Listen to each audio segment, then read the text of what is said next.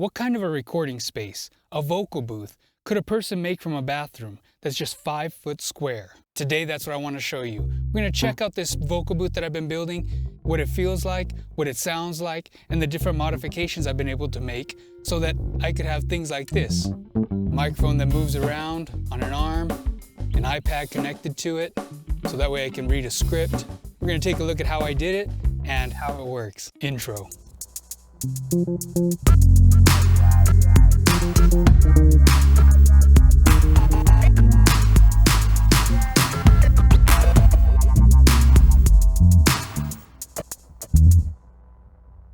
After watching parts 1, 2, and 3 of how I built this space, link right up here if you haven't seen that yet, I'm ready to show you this completed recording space. The way that I have it right now with the lighting and everything is really set up so that way whenever I'm making a video for you guys, it looks nice. There's a nice backdrop.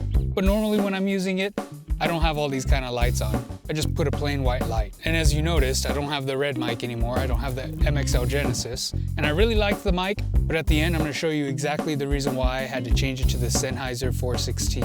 And by the way, you're not hearing me through this right now. You're hearing me through a lapel mic.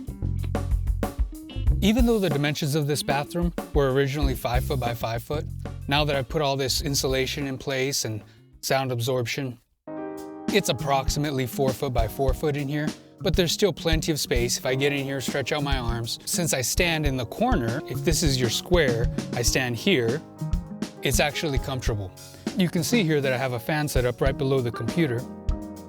Works really good in that spot because I can just turn it on whenever I have the door open and it circulates the air, gets the air fresh in here. At times when I was working, I would get hot and sweaty in here very quickly, but now that the weather's cooled off some, I find that it's very comfortable. I can be in here for 20-30 minutes and there's no issues. If I was gonna do anything different, one thing I would recommend is to set up some kind of air intake and outtake. I looked at how to do it in a quiet way to where sound wouldn't come in and out of the intake and outtake of the air. And it's very expensive to do that. Plus, it's more of a permanent installation. The other great thing is that I have Cubase with my computer, my headphones hooked up, all on the stand. I like to record one stretch, push stop, adjust it, edit, get it right, and then move on to the next part. So let me talk to you about what I did for the lighting. I found these arms, they're extensions. I think they're like 18 inches, and they're extensions for a light socket on a gooseneck. I got 2 of them, and I put them together, daisy chained them or whatever, and I connected them using a paper clip to suspend from a wire rack. Up above me, I got a normal rack, a shelf rack, and I just have it friction fit right up against the ceiling, a couple lights hanging from that. And then I found 2 black lights that we had laying around, put those on the floor, put the other black light on the ceiling. I also found this really neat LED light, linked down below in the description, that allows you to change the colors. And that's the reason I'm getting this really neat sunset effect. Got my key light right here, linked down in the description. It's a shallow LED light. I like it because it's only about 6 inches deep, so I can have it here without it taking up too much space. It works perfectly. It's nice and shallow, so that way I don't have to have something taking up a lot of space.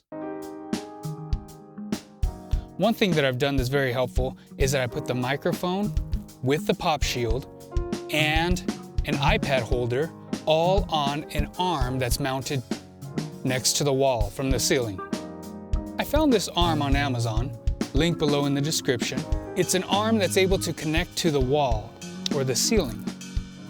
But one issue that I had is that the wall in this bathroom does not have any studs in it. I wanted to have a secure connection because I didn't want it to, it's gonna have a lot of weight on it. So what I had to do instead was I had to come up with an alternative. You can see here that what I've done is I've taken a 2x4 and I've cut it exactly the length of this room, 8 feet, and I placed the shim underneath it. I placed the shim so that way it would snugly fit up against the ceiling. And through the ceiling, I put a couple screws down through the ceiling to hold it in place. So it's basically being pinned from the top and bottom. Once I put the 2x4 against the wall and it's strong, then I mounted the actual arm to it. Then on the arm, of course, I have the microphone itself connected with a pop shield. And then I have a Gibraltar boom arm made for a drum kit, and it has an iPad holder which rotates. So that way when I'm recording, and actually right now, I can actually see what I'm recording right here. It's a monitor for what I'm recording. I can adjust the settings using Filmic Pro.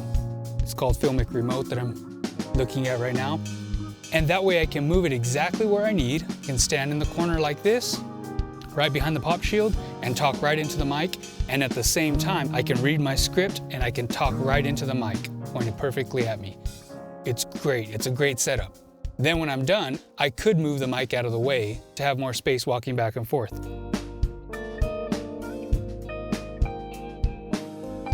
When I'm actually recording, I like to use these headphones that I have. They're Sennheiser HD 598s. They're open back, so I usually use them just to hear back what I recorded and for editing purposes. When you're actually recording with them, obviously nothing's playing through them, so there's no sound coming out, but you can still hear your own voice. It almost sounds like you don't have any headphones on at all. I've had them for several years. They've got quite a bit of wear, and they're still great headphones. They're super comfortable, and I highly recommend them. I have them connected to my headphone app, and I'm able to hear back whatever I record in my headphones. That way I can edit on the fly. If you're actually tracking, I wouldn't use them because they're open back, and it makes it hard to create isolation from the microphone. So why did I stop using the red MXL Genesis mic in there? Well, it had to do with the noise floor. If you turn up a microphone loud enough, eventually you're going to hear noise, no matter how quiet your environment is. Noise floor can be thought of as the ratio between the noise and the source. I will speak into both microphones at the same loudness, and the amount of noise you hear between my words, or when I'm not speaking, that demonstrates the noise floor. In order to hear the difference, you should be listening in a quiet environment with headphones on or with the speaker volume turned up. Otherwise, you probably won't be able to tell any difference.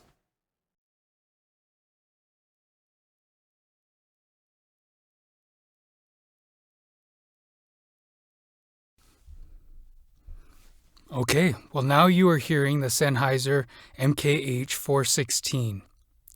This is the way it sounds. What I want you to do is listen for the silence. What do you hear?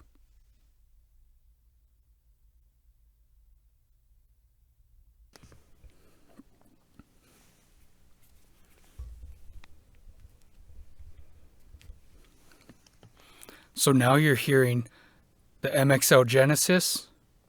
Listen for the silence. Listen in the silence to hear the difference in the noise floor.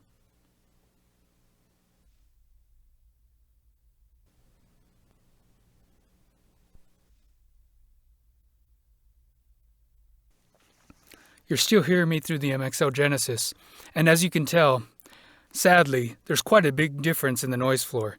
This one kind of has a hum to it, and you can also tell, though, this one has a smoother top end, a lot more character, a rounder body. And there's nothing in the way. There's no cloud lifter. There's nothing. This is same amount of gain directly into the audio interface. So hopefully this has helped you to kind of see the options that you might have. For audiobook narration, a shotgun mic like the Sennheiser MKH416 is the best I've ever heard of. The 416 just has a superb clarity. Sounds like you're just right there in front of the person. On everybody else's examples, reviews I've found on YouTube, their voice sounds so much clearer through that. So when it comes to recording vocals, when it comes to recording acoustic instruments, I'm going to be sticking with the MXL Genesis for its warmth and character. But when it comes to audiobook narrating, I'm going to stick with the Sennheiser 416. But wait, if the difference is so small that you have to listen carefully in a quiet place, then why does it even matter? No one's going to listen to your recordings that way. Well, it matters because if there's noise in there, in your recording, and then processing is added, such as gain, compression, and limiting, it will eventually cause that quiet noise floor to become much louder and very unpleasant. Well, that wraps it up. The bathroom to booth conversion and tour. Thank you again for watching, and before you leave, I want to know something. Honestly, could you hear a difference between these two microphones? In the comments down below, please describe in your own words how these microphones sound different to you. If you like this work that I've done, please smash the like button below, subscribe and hit the notification bell to automatically find my future content as it comes out weekly. To support this channel, consider using the Amazon links. It won't cost you any more money, but it will help me to be able to bring you more content like this and better content. If you want to send me a direct message or find out more about me or what I do, please check out lovelearnlivemusic.com. And until next time, I will see you later and have a great day. God bless.